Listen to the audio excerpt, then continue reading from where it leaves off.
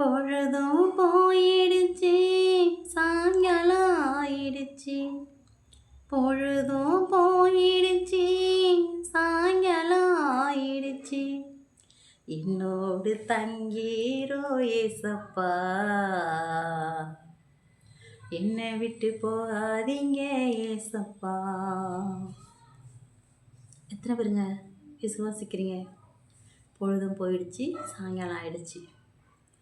நம்ம கூட இயேசு இருந்தால் நமக்கு ஆட்டோமேட்டிக்காக எல்லா தேவைகளும் தேவை கர்த்தர் சந்திப்பாருங்க.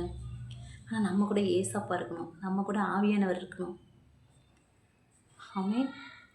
நம்ம கூட ஆவியானவர் நம்ம கூட இருக்கும்போது நினைத்து பார்க்க முடியாத அதிசயத்தையும் அற்புதத்தையும் நம் தேவனை கர்த்தர் நமக்கு செய்து கொண்டே இருப்பாருங்க. விசுவாசிக்கிறீங்களாங்க? இன்றையிலேருந்து நம் தேவனை கர்த்தரை நம் இருதயத்தில் சுமப்போம்.